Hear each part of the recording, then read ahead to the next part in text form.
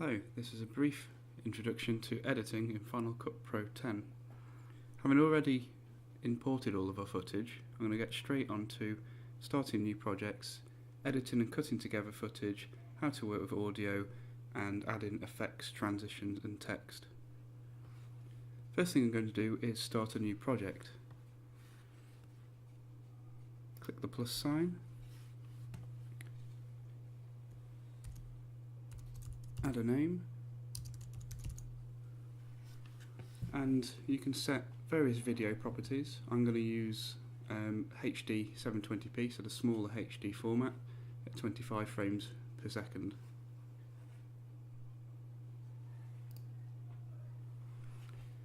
Once the project is started, it will reveal the timeline, and now we can start putting our story together.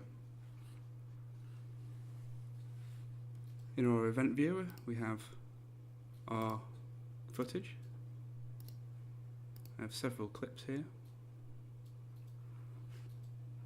Of course, as in the last tutorial on importing and ingesting, we can skim through this, play it back, add favourites and smart folders to help us organise our footage. So here I've got a clip of some people running. I'm going to first just grab a piece of this that I want, just where they start running. It's where this guy in green turns around. I'm going to just drag and drop that onto the timeline. I can use the zoom control in the bottom right hand corner to give me a better overview.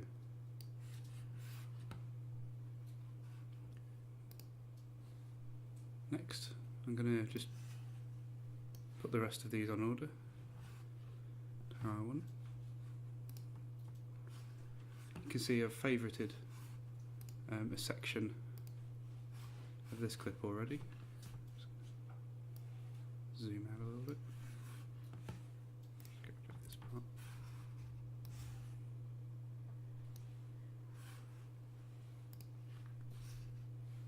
Again, I've got another favourite part here. Oops.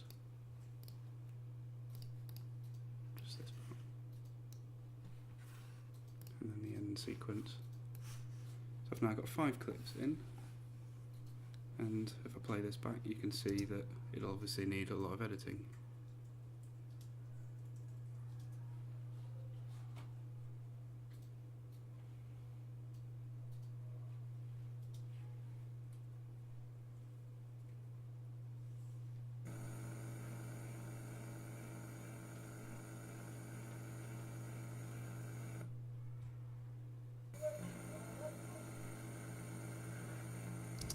Get the idea.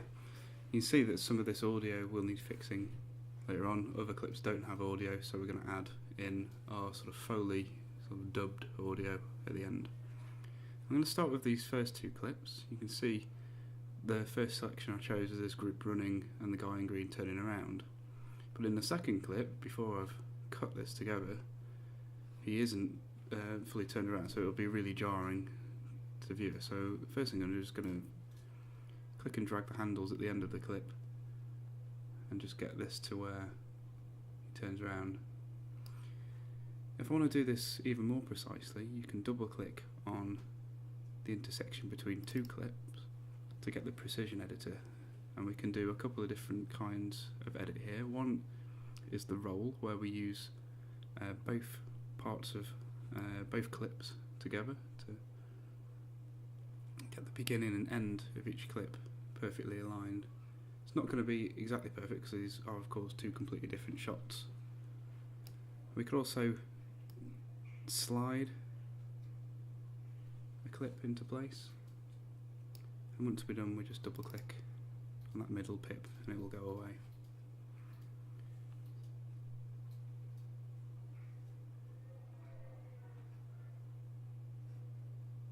So I'm just going to get rid of this section. So just as he starts to run away, got a picture of this guy sort of turning around. Again, I'm just going to trim this, make it a little bit, just the bit where he actually goes to turn around. I'm just going to cut the bit off where it actually starts, just down to About 2.5 seconds. And it will come back to this guy in green. And again, I'm just going to trim to where they're running.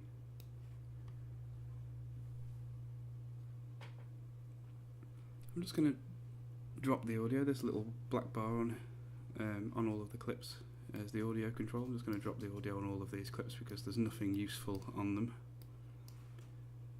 And then we'll play back our clip.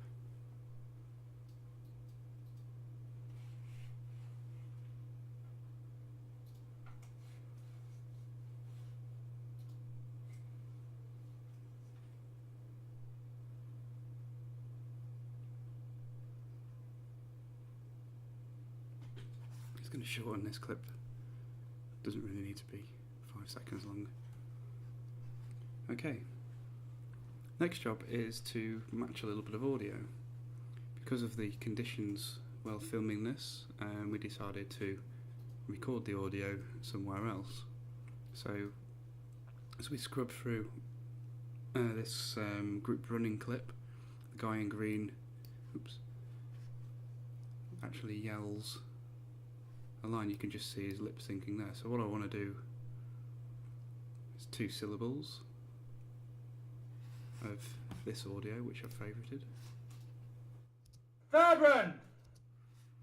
So you can clearly see him mouth those 2 syllables. So because the second one's the most obvious, I'm just going to get that second one and hit M on the keyboard, which will create a marker. And I'm going to grab my favourite piece over here and just add it to the end of the storyline for now. And again, just see where the 2, if I zoom in on this a little bit more, you can see where there are 2 peaks. Again, this is that second syllable. So if I get my playhead, click on the clip and hit M, do that, sorry, hit M, ideally where my mouse actually is. I'm just going to right click on that to delete it. That'll be my second syllable marker. And with snapping on, which is this little control on the right hand side, I can now move this underneath my clip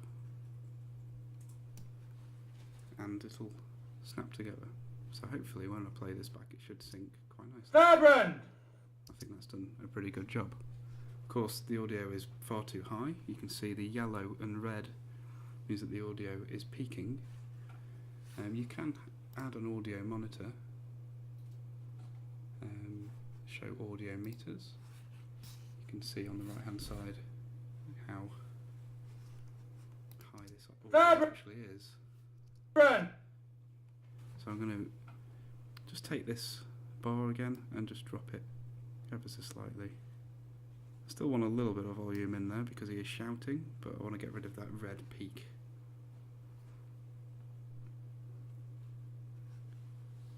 Now that, excuse me, now that's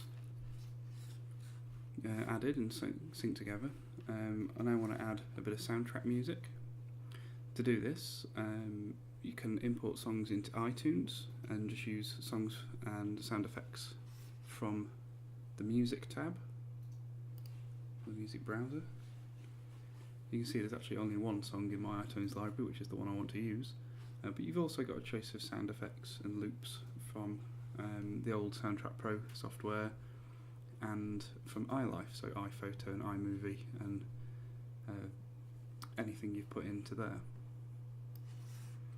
I'm just going to click and drag this and put it over. Now, because this is a really long track, and I'm going to try and fade it out. So the first thing I'm going to do is go to my blade tool. You can just hit B on the keyboard. And I'm just going to see it snaps to the end of my clip here, and that'll make a second clip. Now I'm just going to go back to my pointer tool or arrow tool. I'm just going to hit A on the keyboard rather than continually clicking on this throughout. I'm just going to rubber band these two clips and hit backspace to delete them.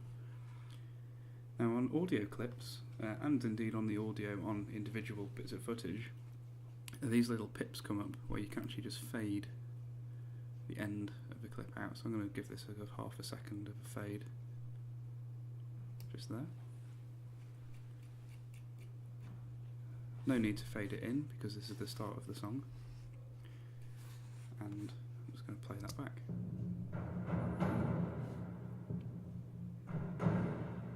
Vibrant! So I still think that shout is probably a little bit too high, so again I'm just going to drop that a little bit more.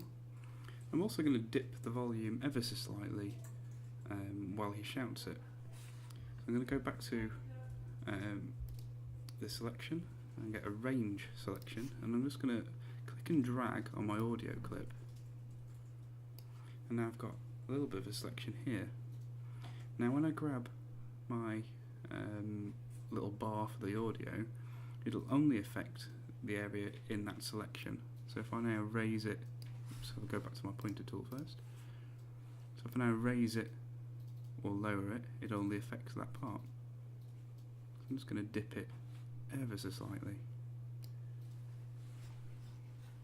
So I'm going to play it back now. Vibrant! So it just fades quite neatly out.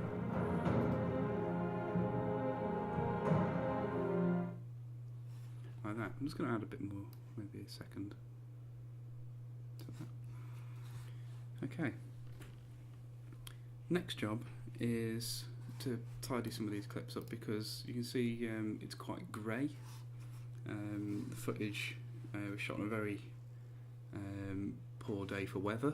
It's very cloudy overhead, and because it's digital video there's not a lot of contrast, and the colour saturation is quite sort of desaturated actually. The colours don't stand out very well. So I'm going to fix that by adjusting the colour. I'm just going to hide my music browser. I'm going to start with this first clip of them running, and I'm going to click on the inspector browser. You can see you can change a number of things here, like the position of the frame, the scale of the frame, so you can sort of blow people up and crop frames and add stabilisation and things like that.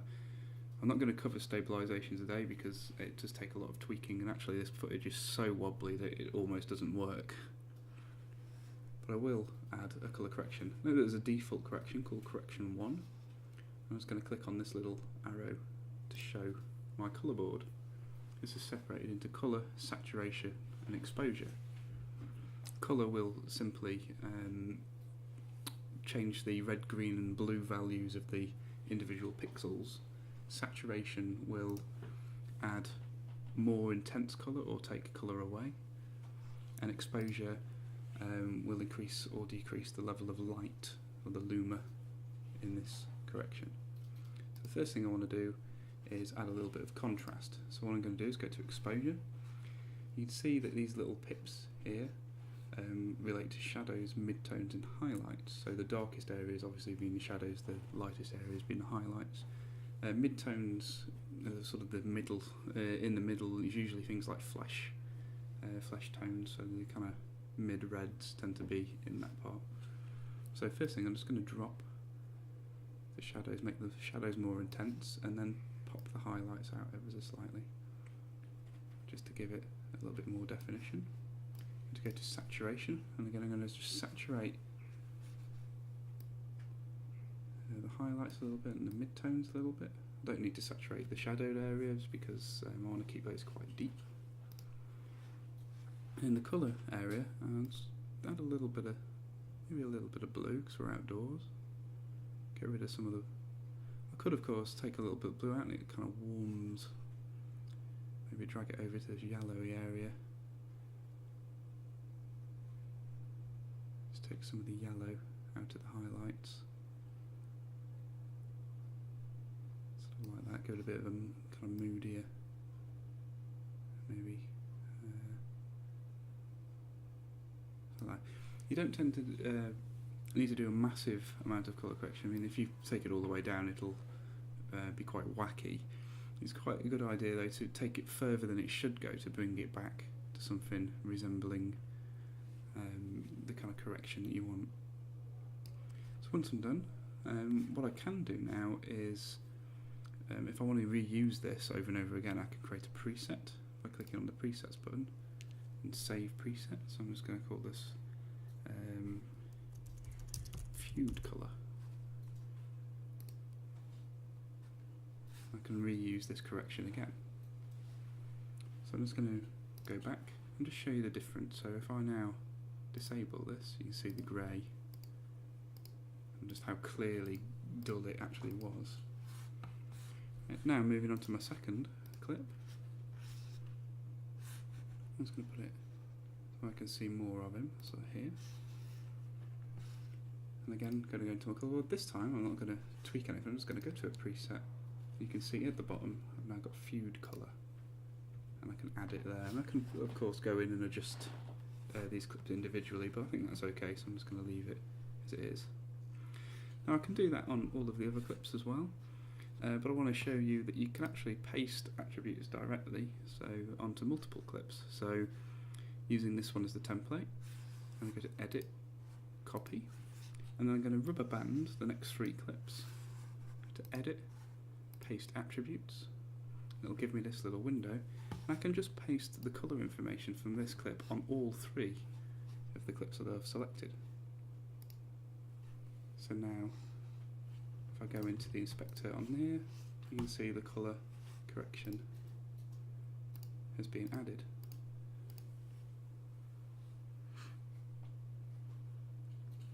At the end, I want to add a bit of a fade to black. The easiest way to do this is to add one of Apple's inbuilt transitions. So if I go to the transitions browser, which is this button,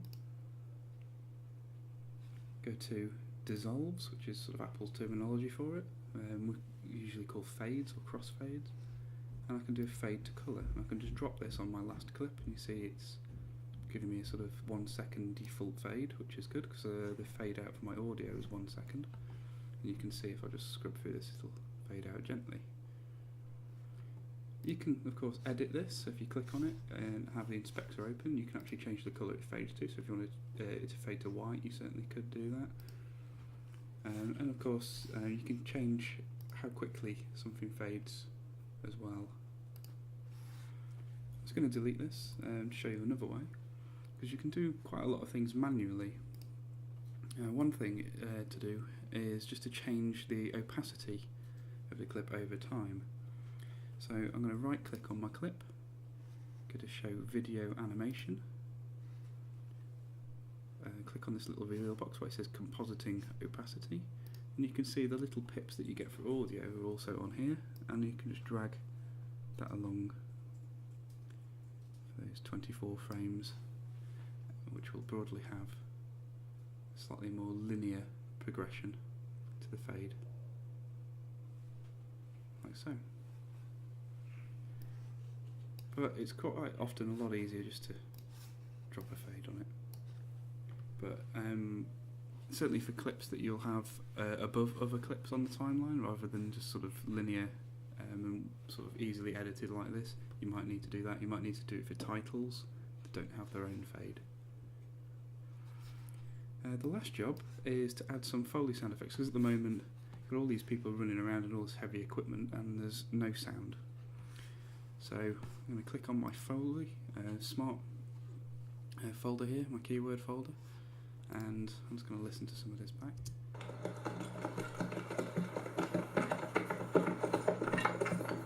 So you can see there's a few different kinds, and we're going to mix a few of these together. So I'm going to take a few seconds out of each, I think, so maybe 3 seconds here. Just going to drop. Oops. Behind, because these are actually video clips rather than just audio clips. If I want to use just a section of audio and don't want to have the kind of rendering overhead of having video stacked underneath other video, you can click on a clip, right click on a clip, sorry, click detach audio, and it'll get rid of the, it'll separate the audio from the video portion. I can just delete it like so. Use a number of different bits out of this. So it's slightly different here. Just going to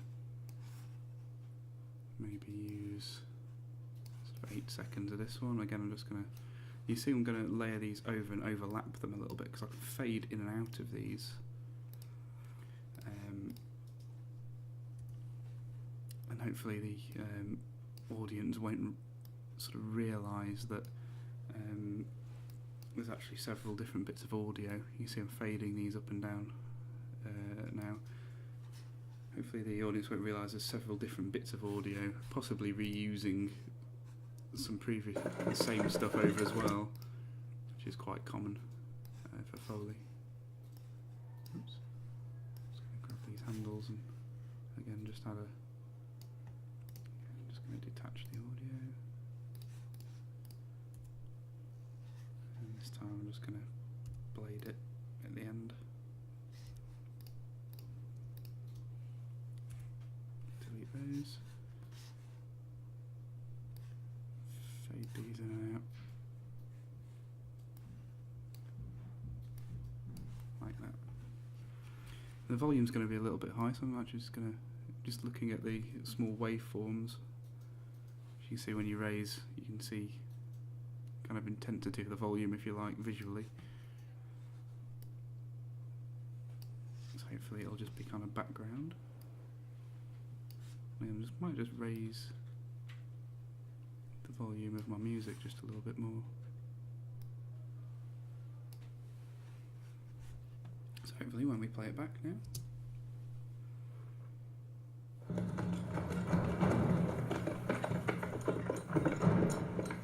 Thurbrand!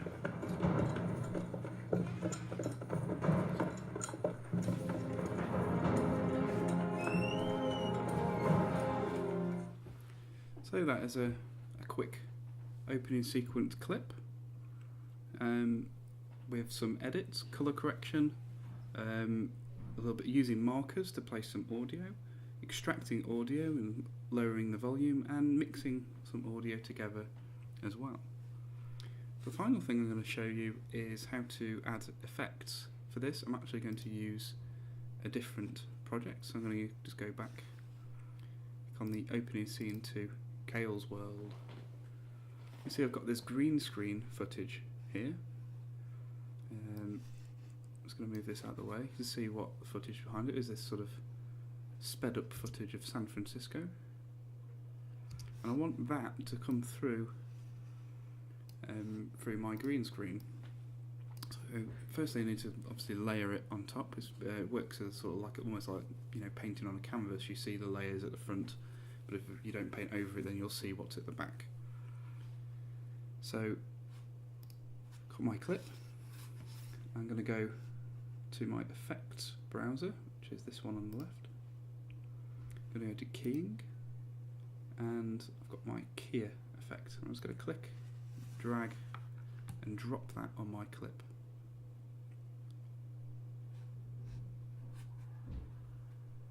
And that's done a pretty terrible job actually. You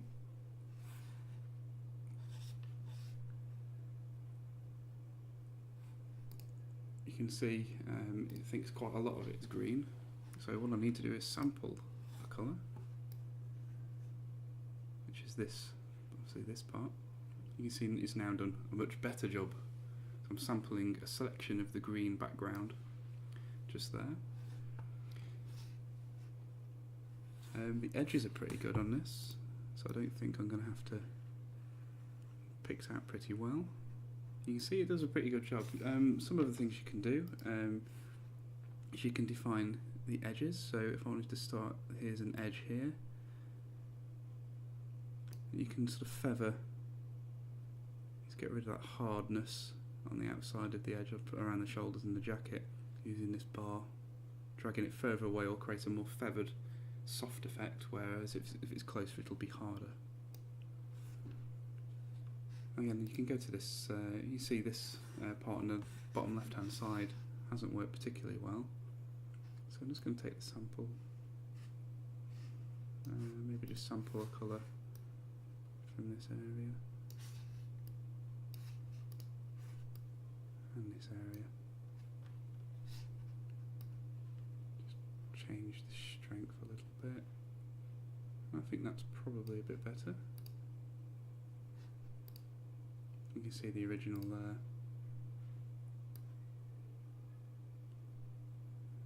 You can use these sliders to really fine tune what you're doing. You can also choose which kind of section of green. You notice my original composite is actually a bit more yellowy, but if I want, I can sort of change the selection of the range of colours. I mean, if you were doing it on a blue background, of course you'd use the blue side rather than the green side. So you can actually use pretty much any colour screen as long as the person in front of it isn't clashing with it. Go back to my final view again. I think that's okay. Do need to colour correct this a little bit, so I'm just going to go down.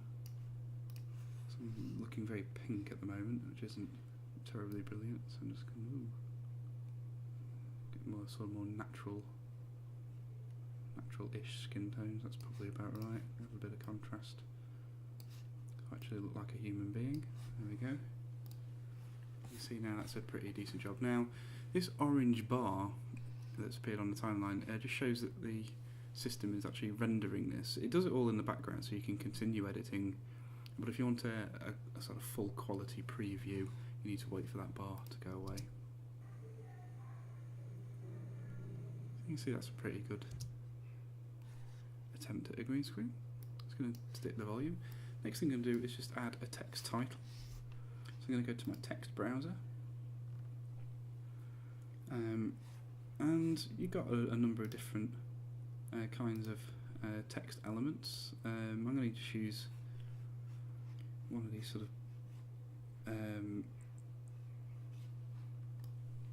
of pre-made ones from Apple. You can use the custom title just to add basic text. But some of these animated ones are pretty good. You can also use motion to create these. So this one.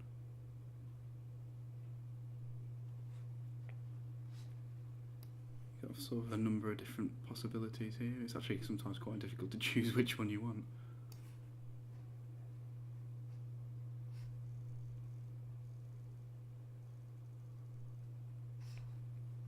I'm certainly having trouble, so I'm going to use this drifting title.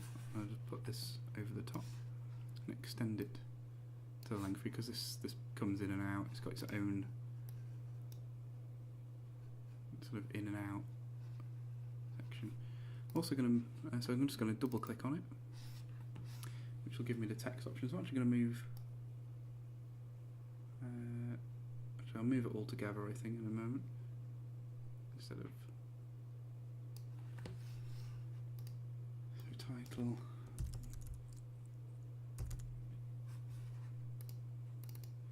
and subtitle, and I'm actually going to change the font on these to Rockwell. Oops. Okay, it doesn't use the keyboard. That's annoying.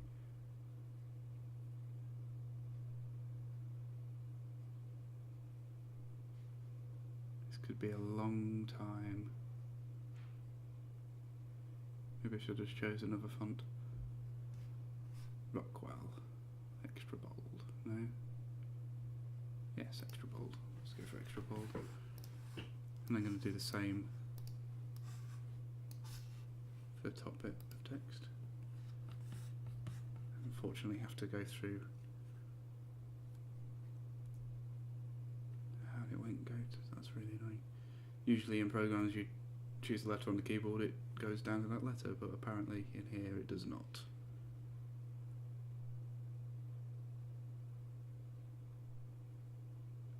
I have to go through this crushingly slow process. Yeah, something like that. Okay, I'm going to get rid of the text edit option now and just click on the clip itself. You see this is covering the face, so I don't really want that. So I'm going to click on this little icon on the bottom left of the window, which is a transform control. So I'm actually going to move the whole frame down about that height. Again, just wait for it to render. It shouldn't take a few seconds, just so I can show you the high quality preview. So now text flies in and then flies out. Last thing I'm going to do is just to add a transition to all of these. Because there's 3 separate clips, I don't really want to have to add 3 separate transitions. That's just kind of tedious.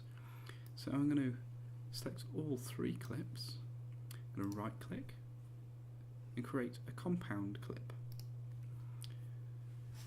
So click OK.